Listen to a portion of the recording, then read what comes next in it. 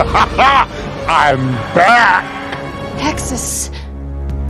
Antes de Avatar y antes de que Robbie Williams fuera el genio, existió Ferngully, una película animada noventosa, ecológica, bastante loca y completamente olvidada.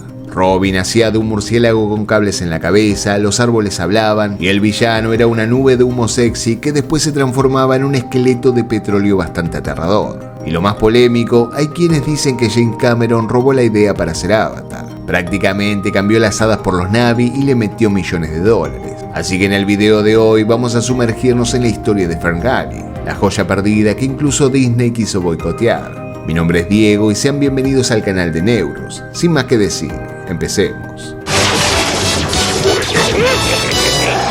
Recordemos que estamos en los primeros años de los 90. En 1992, el mundo del cine animado estaba dominado por Disney, que venía de pegar el volantazo con La Sirenita, La Bella y la Bestia y preparaba Aladdin, con todo el poder del marketing encima.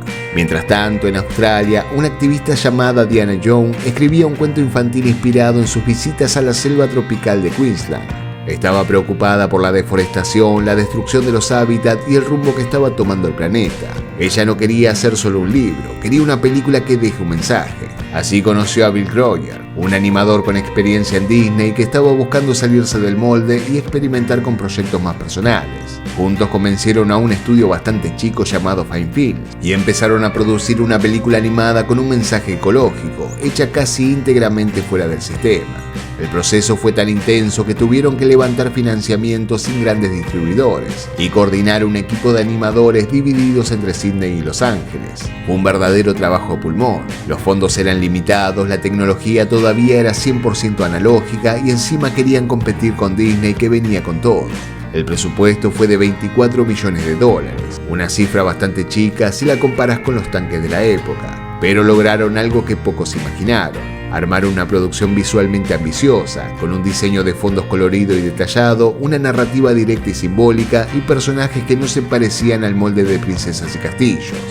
Krista? Yes.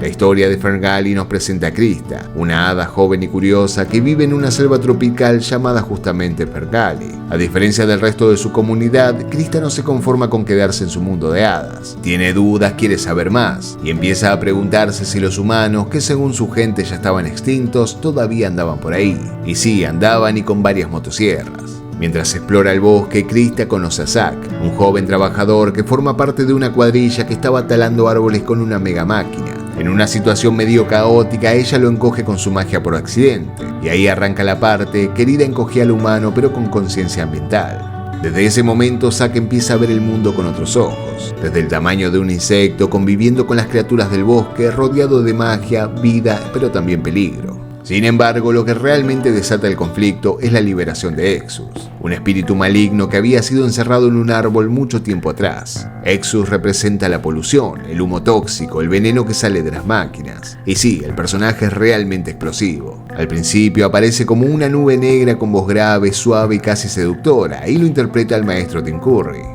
Exus tiene escenas que son puro veneno visual. Hay una en la que canta una canción llamada Toxic Love, donde se lo ve fluyendo entre tubos, derritiéndose, lamiendo cosas como si fuera una sombra erótica. Todo bastante sensual, muy de los 90s y que hoy en día seguramente sería difícil encontrar una escena así. Pero lo más impactante es su transformación final. Pasa de ser una nube de humo a convertirse en un esqueleto monstruoso hecho de petróleo, fuego, alquitrán y muerte. Un diseño grotesco y amenazante que le saca completamente el tono infantil a la película.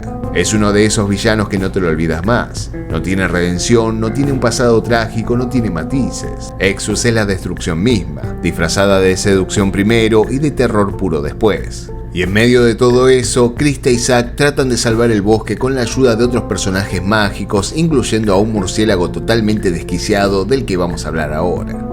Primary testing laboratory. No! Pass the probe. Graduate students all gather forward. No! Love the haircut. Uno de los personajes más inolvidables y completamente fuera de control de Ferngully es Baticoda, un murciélago al que le hicieron experimentos en un laboratorio, le metieron electrodos en la cabeza y terminó bastante limado, con problemas para volar, para hablar y también para pensar. En medio de un bosque lleno de criaturas mágicas, Bati aparece como ese bicho que está pasado de vueltas y no sigue ninguna lógica. La voz y alma del personaje la puso Robin Williams, que venía en ascenso con películas como Buenos Días Vietnam y La Sociedad de los Poetas Muertos. Pero Ferngully fue la primera vez que prestó su voz para una película animada. Lo interesante es que cuando lo convocaron, Robin todavía no estaba contratado para Aladdin. De hecho, Disney se enteró de su participación en Ferngully después, y armó un pequeño escándalo porque no querían que su genio tuviera otra voz animada en circulación. Pero para entonces ya era demasiado tarde. Robin había grabado más de 14 horas de improvisación, sin guión, sin ningún tipo de freno. Le dieron una idea general del personaje y él hizo el resto.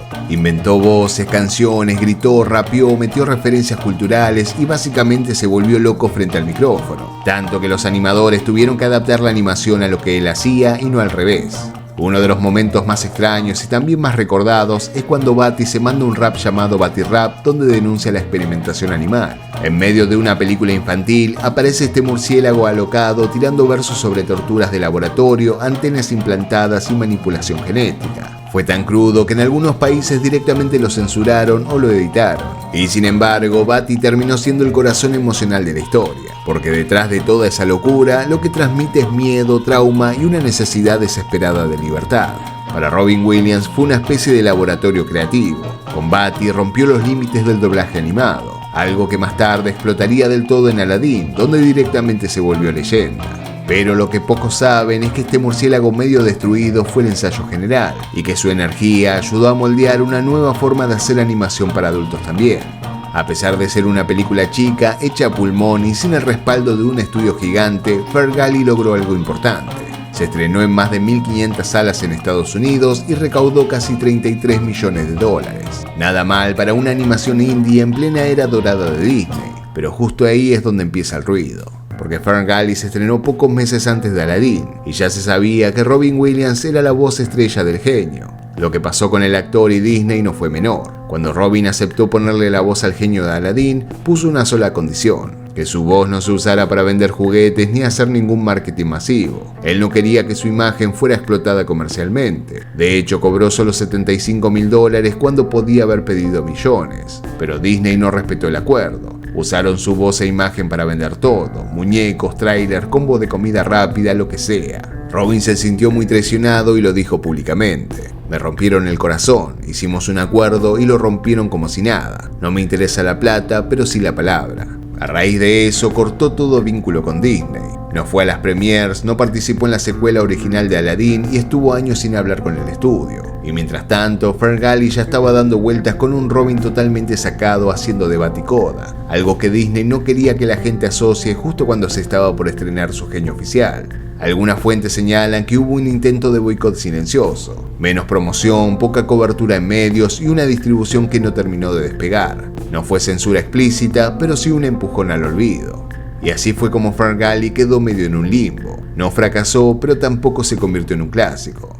Sin embargo, los años pasaron y con el tiempo llegó un gigante que revolucionó la animación en 3D, Avatar. Después del éxito descomunal que tuvo la película de James Cameron, surgió una polémica que empezó a hacer ruidos en foros, blogs y entrevistas. ¿Era Avatar un robo descarado de aquella película animada de los 90 que pocos recordaban? Porque si te pones a comparar, las similitudes son demasiado claras como para pasarlas por alto. Un humano se mete en un ecosistema mágico que no entiende, se achica o se transforma para integrarse, aprende a valorar la vida natural, se enamora de una nativa y termina enfrentándose a los suyos que vienen a destruir todo con máquinas. Incluso la idea de que los árboles estén conectados por una red viva, de que los espíritus fluyan entre ramas o que la naturaleza sea una entidad consciente ya estaba en Ferngully.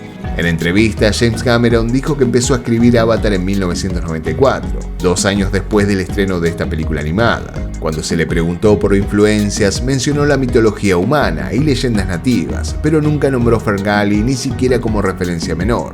Sin embargo, hace un par de años, James Cameron volvió a hablar de Avatar, y en esa entrevista reconoció que había tomado cierta inspiración de la película Ferngully. Algunos críticos lo dijeron sin vueltas: Avatar parece una versión live action con millones de Fergali, más pulida, más larga, pero con la misma base. Otros sostienen que no fue un robo, sino una casualidad o una evolución lógica. Pero lo concreto es que Fergali lo hizo primero, con menos recursos, pero con una convicción bastante clara: mostrar que la naturaleza no es solo un fondo, sino un personaje vivo que puede amar, sufrir y defenderse. Y eso, por más que lo hayan querido tapar, sigue resonando. For just as every seed holds the power and magic of creation, so too do you and every other creature in this world.